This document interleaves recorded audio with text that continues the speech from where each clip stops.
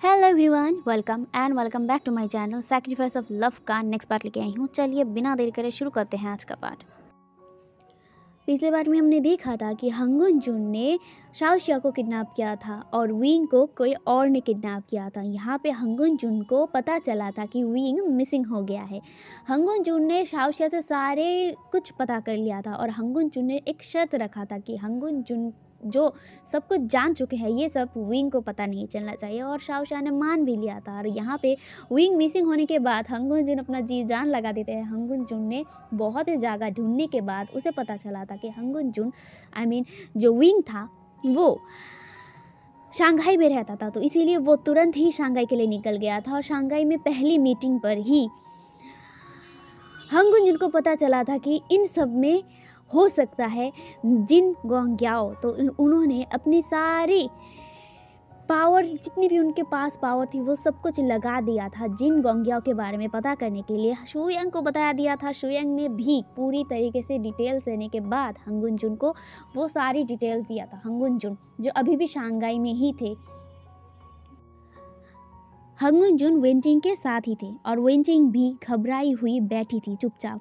और शुयांग ने हंगुन जुन के पास वो सारी डिटेल्स भेज दिया था फ़ोन पे, तो फ़ोन वो चेक करती है और वो वेनचिंग को सब कुछ बताती है कि आखिर जिन गोंग्याओ क्या करता है। तो अब हम लोग जिन गोंग्या के बारे में थोड़ा जान लेते हैं। जिन गोंग्याओ जो जिन गोंगशान की एक नाजायज़ बेटा है, लेकिन मीडिया के चलते और पब्लिकेशन के चलते उसने अपने बेटे को, यानी कि अपने नाजायज़ बेटे को मान लिया था सबके सामने। अपनी जो अच्छाई को शो करने के लिए उसने मान लिया था अपनी ये नाजायज़ बेटे को, लेकिन वो अपने नाजायज़ बेटे को उतना ज़्यादा पसंद नहीं करते थे। लेकिन जिन गोंग्याओ अपने फादर के दिल जीतने के लिए बहुत ऐसे काम किया था जिसकी वजह से जिन गोंग्याओ खुश थे अपने इस नाजायज़ बेटे से।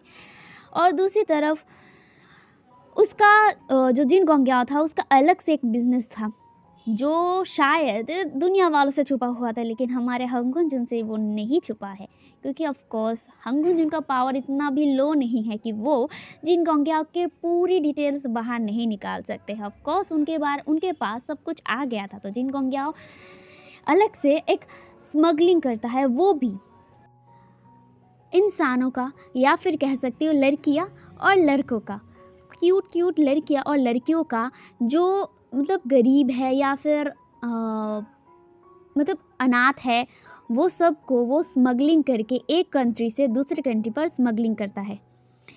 तो उसका काम यही था। और ये सब कुछ वेनचिंग जानने के बाद उसका पूरा बॉडी कोल्ड हो गया था। और जो हंगुन जुन था वो भी मतलब वो कभी भी मतलब जिन कॉरपोरेशन को लेकर उतना ज़्यादा सीरियस नहीं था, क्योंकि जिन कॉरपोरेशन वैसे भी उससे टक्कर नहीं ले सकता था, इसीलिए वो ज़्यादातर जिन कॉरपोरेशन पर उतना ज़्यादा ध्यान नहीं देता था। लेकिन जिन गोंग्याओ ऐसा काम करता है ये वो जानकर हैरान हो गया था। हाँ, वो सारे बिजनेसमैन जो उसके लिए लगता है कि हाँ वो टक्कर दे सकते हैं, उनके बारे में वो सारे डिटेल्स रखता है, लेकिन जिन गोंगशान या फिर जिन कॉरपोरेशन उसके पास भी नहीं आ सकता है ये वो जानता है, इसीलिए वो उन सब से बस इग्नोर ही करता है। लेकिन अब जिन गोंग्याओ के बारे में ये सब कुछ जानने के बाद वो हैरान था। और दूसरी तरफ वेनचिंग वो डरते हुए हंगुन जुन से कहता है, ये जिन गोंगशान का ये नाजायज़ बेटा, ये हमेशा पहले भी उसने विंग को ठीक से जीने तक नहीं दिया और अभी भी वो ऐसा ही कर रहा है। हंगुन जुन प्लीज़ आप उसे बचाइए। क्या वो विंग का? ये सुनकर जो हंगुन जुन था वो कहता है, नहीं, बिल्कुल नहीं। अगर इसमें जिन गोंग्याओ का हाथ है तो उसे मैं ऐसे ही जाने नहीं दूंगा। मेरी गलती कर दिया है इस जिन गोंग्याओ को इतना कमज़ोर सोचकर। मैं ऐसे ही उसे कुछ होने नहीं दूंगा। एंड ये सुनकर जो वेनचिंग थी वो हंगुन जुन की तरफ देखता है। हंगुन जुन बहुत ज़्यादा ही गुस्सा हो गए थे। उसके जो नसें है ना, हाथ का जो नसें है ना, वो एकदम फूलने लग गए थे। वो ना इतना ज़्यादा गुस्सा हो गया था, वो यही सोचकर इतना ज़्यादा गुस्सा हो गया था कि विंग को वो जिन गोंग्याओ दूसरे कंट्री पर भेजेगा, वो भी वो सब काम करने के लिए। आपको समझ में नहीं आ रहा है तो मैं बता दूं, यहाँ पे जिन गोंग्याओ जो इंसानों को एक कंट्री से दूसरे कंट्री पे स्मगलिंग करके भेजता है, वो इंसान स्लेव या फिर सेक्स के लिए लिया जाता है, ठीक है। आई होप समझ रहे हो। तो वो करना चाहता है, या ये सब सोच कर ही हंगुन जुन बहुत ज़्यादा गुस्सा हो गए थे। तो हंगुन जुन उठते हैं। उठने के बाद वो वेंचिंग की तरफ देखते हुए कहते हैं कि आप चलेंगे मेरे साथ बीजिंग। और ये सुनकर वेंचिंग बिना वक्त गवाए कह देता है कि हाँ वो भी चलेगा। तो दोनों ही निकल जाता है बीजिंग के लिए। बीजिंग पहुंचने के बाद शू यांग और हंगुन जुन वो चले जाते हैं अपने ऑफिस पर, और वेंचिंग चला जाता है अपने भाई के पास। हाँ, हंगुन जुन ने कहा था कि वो अगर चाहे तो उसके जो पेंट हाउस है वहाँ पे रह सकता है, लेकिन वेंचिंग ने मना कर दिया था क्योंकि ऑलरेडी उसका भाई यहाँ पे है। तो वो अपने भाई के पास चला जाता है। दूसरी तरफ यहाँ से हमें सीन शिफ्ट करके विंग का दिखाया जाता है, जो अभी भी बंधा हुआ था और उसकी हालत बहुत ज़्यादा ख़राब था। विंग जो बेहोश नहीं था पूरी तरीके से, वो थोड़ा थोड़ा मतलब अपने आँखों को बंद किया हुआ था, और वो उसकी हालत इतना ज़्यादा ख़राब हो गया था। उसके चेहरे पर ना 5 उंगलियों का दाग है ना, वो बैठा हुआ था उसके चेहरे पर, क्योंकि थप्पड़ मारा था उसे। यार वो बेचारे का कोई गलती तक नहीं है, लेकिन उसे क्यों मारा जा रहा है उसे खुद ही नहीं पता। बस वो इंसान उसे बार बार कहता है कि तुम्हारी वजह से वो मर गया, क्यों मर गया, कैसे मर गया, बस उसे यही पता है। लेकिन अभी तक उसे पता नहीं चला है कि आखिर ये है कौन, क्योंकि वो जो इंसान था वो अपने चेहरे पर मास्क पहन के आता था। उसकी आंखों के अलावा विंग ने कुछ भी नहीं देखा, उसका चेहरा तक नहीं देखा था। तो विंग कंफ्यूज था। एंड दूसरी तरफ वो इंसान और साथ ही साथ और एक इंसान भी उस रूम पर आता है। आने के बाद वो देखते हैं जो विंग बेहोश था। उन लोगों को लग रहा था कि विंग बेहोश था, लेकिन विंग बेहोश नहीं था। तो वो दोनों बात करते हैं। पहला इंसान कहता है, सर कि आप उसे मार डालेंगे या फिर। ये सुनकर जो सामने वाला इंसान था वो कहता है, नहीं, मैं उसे ऐसे ही मरने नहीं दूंगा, मैं उसे तरपा तरपा के मारूंगा, जैसे उसने मुझे मारा था, तरपा तरपा के मैं भी वैसे ही उसे मारूंगा। एंड ये सब कुछ विंग सुन रहा था, और वो उतना ही घबरा रहा था कि ये कौन है, कि वो उसे मारना चाहता है, वो भी कैसे, तरपा तरपा के, पर क्यों। वो ना अपने मुंह को खोल भी नहीं पा रहा था। अब यहाँ पे जो 2 इंसान इस डार्क रूम में आए थे जहाँ पे विंग कैद था, मैं उन दोनों का इंट्रोडक्शन दे दूं। पहला जिसका नाम सूशे था, और सेकंड जिसका नाम जिन गोंग्याओ था। जिन गोंग्याओ ने ही विंग को किडनैप किया था। तो यहाँ पे मैं जिन गोंग्याओ का थोड़ा सा पास्ट बता दूँ। अब यहाँ से हम फ्लैशबैक जाते हैं। फ्लैशबैक पर जिन गोंग्याओ जो अपने माँ के साथ रहता था, उसका फादर कौन है उसे पता नहीं था। उसकी माँ उसे मतलब बहुत ज़्यादा प्यार करती थी, लेकिन वो दोनों ही बहुत ज़्यादा ही गरीब थे, जिसकी वजह से उसकी माँ जो बीमार हो गई थी, उन दोनों के पास इलाज करवाने के भी पैसे तक नहीं थे। इसीलिए बीमारी के चलते जिन गोंग्याओ के मदर की डेथ हो गई थी, और उसके बाद जिन गोंग्याओ हमेशा के लिए अनाथ हो गया था। उसे पता भी नहीं था उसका फादर कौन है, उसका परिवार है या नहीं। वो इसीलिए वो एक अनाथालय पर रहता था। अनाथालय पर वो कुछ वक्त रहा। उसके बाद वो जब 18 साल का हुआ तब ही वो अनाथालय से बाहर निकल गया था। अनाथालय से बाहर निकलने से पहले वो अपने फ्रेंड को भी लेके गया था, जिसका नाम सूशे था। सूशे जो वो भी अनाथ ही था। उसके पेरेंट्स का डेथ होने के बाद वो भी वही सेम अनाथालय पे था। वो अकेला था, इसीलिए जिन गोंग्याओ ने उसे अपना दोस्त बनाया था, और अभी तक वो दोनों दोस्त ही थे। वो अनाथालय से निकलने के बाद वो अपने फादर को ढूंढ रहा था, क्योंकि एक बार उसने अपने फादर के बारे में अपने माँ से सुना था कि हाँ उसका फादर है। इसीलिए वो अपने फादर को ढूंढ रहा था। बहुत मुश्किल के बाद उसे पता चला था उसका फादर का नाम जिन गोंगशान है। वो जिन गोंगशान का नाजायज़ औलाद है, और यही उसके पास मौका था, जीने का एक ज़रिया बन गया था। इसीलिए वो जिन गोंगशान के पास गया था, लेकिन जिन गोंगशान पहले उसे इनकार किया था। लेकिन जो जिन गोंग्या था वो भी चालाक था, अपने फादर की तरह ही। वो भी एक कदम आगे था, इसीलिए उसने मीडिया प्रेस के सामने कह दिया था कि वो अपने फादर यानी कि जिन गोंगशान का बेटा है, वो भी नाजायज़, इसीलिए जिन गोंगशान मजबूरी में ही अपने इस नाजायज़ बेटे को स्वीकार कर लिया था मीडिया और प्रेस के सामने, ताकि उसका रेपुटेशन बचा रहे। लेकिन वो जिन गोंगशान को उतना ज़्यादा जिन गोंग्याओ को उतना ज़्यादा पसंद नहीं करता था। लेकिन जिन गोंग्याओ ने कुछ ऐसा काम कर दिया था जिसकी वजह से जिन गोंगशान अपने ये नाजायज़ बेटे से इम्प्रेस हो गए थे, और इसी वजह से वो अब अपने बेटे को मान लिया था बेटे के रूप में। और अभी जो जिन कॉरपोरेशन था उसका सीईओ जिन जुशन था, और जिन जुशन के साथ जिन गोंग्याओ भी काम करता था। वो दोनों एक साथ मिलकर इस कंपनी को संभालते थे। लेकिन अंडरग्राउंड जिन गोंग्याओ अलग से काम करता था, वो भी स्मगलिंग का, वो भी एक कंट्री से दूसरे कंट्री पर इंसानों को मतलब स्मगलिंग करके भेज देता था, एज ए स्लेव बनाकर वो इंसानों को बेचता था। यानी कि लड़कियां या फिर लड़के को भेजता था, एक कंट्री से दूसरे कंट्री बेचता था। ठीक है, आई होप आपको कंफ्यूजिंग ना हो। ठीक है, बैक टू द स्टोरी।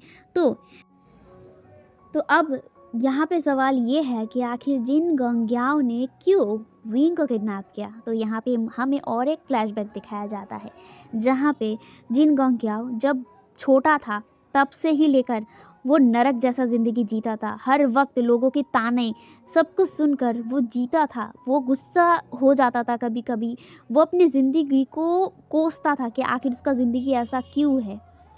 वो कभी कभी ये सब सोच कर ना वो खुद को ना बहुत ज़्यादा हर्ट करता था। धीरे धीरे वो अपने माइंड में एक ट्रॉमा हो जाता है ना, जब एक जगह पे इतने सारे लोग उसे ऐसी गंदी गंदी बातें ऐसे टॉर्चर करते हैं तो इंसान ट्रॉमा में चला जाता है। ठीक वैसे ही जिन गोंग्याओ भी एक ट्रॉमा में चला गया था, जिस ट्रॉमा के चलते उसके दिमाग में कभी कभी एक ऐसे ख्याल आते थे जो उसे पता नहीं था कि आखिर ये है क्या। उसे कुछ लोग याद आते थे, उसे पता नहीं ये कौन से लोग हैं। बहुत अजीबोगरीब ड्रेस पहने हुए थे, अजीबोगरीब बातें कर रहे थे, जो उसे मतलब हैरान किया करता था। वो डर जाता था, कोई ऐसे तलवार लेकर लड़ रहा था, कोई इसे डरा रहा था, ये सब कभी कभी उसके दिमाग में आता था। तो वो अपने सिर को पकड़कर चिल्ला देता था, इसीलिए वो कभी कभी हॉस्पिटलाइज भी हुआ था। धीरे धीरे इसी ट्रॉमा के चलते उसके दिमाग में जो घूम रहा था धीरे धीरे वो साफ होने लगा था। जो उसे पहले मतलब ठीक से दिखाई नहीं देता था, वो पूरा क्लियर हो गया था। धीरे धीरे वो आपको पुनर्जन्म उसका जो पास्ट लाइफ था वो सब कुछ उसे याद आ गया था। उसके बाद उसका मोटिव था कि वो पहले पावरफुल होगा, उसके बाद ही वो विंग को पकड़ेगा, जिसके लिए मतलब वो अपने ज़िंदगी को जो अब है और पहले था सब कुछ के लिए वो विंग को दोषी मानता था। और इसीलिए उसे ठान लिया था कि वो पहले पावरफुल होगा, उसके बाद वो विंग को ढूंढेगा, उस इंसान को ढूंढेगा जो उसकी ज़िंदगी ख़राब करने के लिए मतलब ज़िम्मेदार था। तो इसीलिए वो अपनी इस मोटिव को पूरा करने के लिए जिन गोंगशान को ढूंढा, और जिन गोंगशान को इम्प्रेस कर कर वो जिन कॉरपोरेशन पर अपना हक जमा लिया। हाँ, वो पूरी तरीके से हक नहीं जमा पाया, लेकिन जितना जमा पाया बहुत था। और उसी के चलते वो अंडरग्राउंड बिजनेस भी करता था ताकि वो अलग से पैसा कमाए। तो यहाँ पे फ्लैशबैक एंड होता है। जिन गोंग्याओ जो विंग की तरफ देखता है और कहता है, उसे मैं अलग तरीके से सजा दूंगा जो वो कभी सोच भी नहीं सकता है। एंड ये कह के ना वो ज़ोर ज़ोर से हंसने लगता है, और जो सुशे था वो भी हंसने लगता है। सुशे जो पहली नज़र में देखकर ही पहचान गया था कि ये वेवूशन है, उसे भी याद आ गया था, क्योंकि जिन गोंग्याओ ने उसे भी सब कुछ याद दिलाया था कि आखिर क्या क्या हुआ था पास्ट लाइफ में उसके साथ और जिन गोंग्याओ के साथ, और इसीलिए उसको भी याद था। और इसीलिए वो विंग से नफरत करता था, और विंग को देखकर ही उसने वेन रूहान के ज़रिए ही विंग को पकड़ा दिया था जिन गोंग्याओ के हाथ पर। अब यहाँ से हमें सीन शिफ्ट करके हंगुन जुन का दिखाया जाता है। हंगुन जुन जो अपने ऑफिस पर आने के बाद वो परेशान हो गए थे और वो यही सोच रहे थे कि ये जिन गोंग्याओ क्या सच में वो विंग को अदर कंट्रीज़ पे बेच देगा।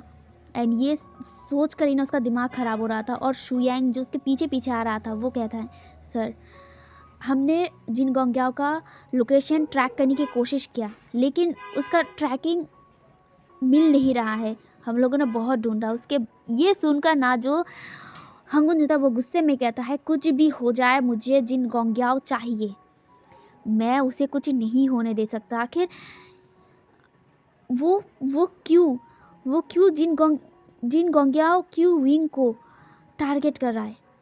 एंड ये सुनकर जो मतलब शुयांग था वो भी सोचता है कि आखिर मोटिव क्या है जिन गोंग्याओ का विंग को पकड़ने का। और वो लोग कुछ देर तक सोचते हैं, मतलब हंगुन जुन कुछ देर सोचते हैं। उसके बाद कहता है, जिन गोंग्याओ तो ऑर्फन था है ना। एंड ये सुनकर जो शुयांग था वो कहता है हाँ। तो हंगुन जुन कहता है, तो उसके मदर के डेथ के बाद वो कहाँ था।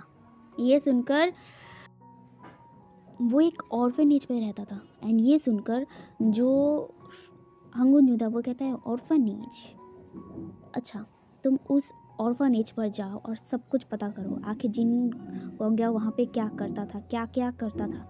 ये सुनकर जो शुयांग था वो कहता है ठीक है। एंड ये कहकर शुयांग चला जाता है। अब यहाँ से सीन शिफ्ट करके हमें ऑर्फनेज का दिखाया जाता है। शुयांग ऑर्फनेज जाने के बाद उसे पता चला था कि जो जिन गोंग्याओ था उसके साथ और एक इंसान था जिसका नाम सूशे था। और सूशे कौन है ये जो शुयांग था वो अच्छी तरीके से जानता था। ये सब कुछ जब शुयांग ने हंगुन जुन को बताया तो हंगुन जुन कहते हैं कि तुम सूशे पर कड़ा नज़र रखो, सूशे कहाँ जाता है, क्या क्या करता है, उसके लाइफ के बारे में सब कुछ मुझे चाहिए। एंड ये कहकर वो फ़ोन काट देते हैं और वो बैठ जाते हैं ऑफिस रूम में और सोचने लगते हैं कि आखिर जिन गोंग्याओ है तो है कहाँ, क्योंकि जिन गोंग्याओ का लोकेशन उन दोनों को मिल नहीं रहा था। हे एवरीवन, तो आज का पार्ट मैं यहीं पे रखता हूँ। आई नो ये छोटा है, ज़्यादा बड़ा नहीं है, ज़्यादा मतलब मैं बड़ा नहीं कर पाई, मेरा थोड़ा सा काम था इसीलिए मैंने रिकॉर्डिंग भी रात को किया है। आई होप आज का पार्ट आपको अच्छा लगा हो। अच्छा लगा है तो वीडियो को लाइक करना, चैनल को सब्सक्राइब करना और वीडियो को अपने फ्रेंड्स के साथ शेयर करना। ठीक है, अभी के लिए यहीं पर बाय बाय।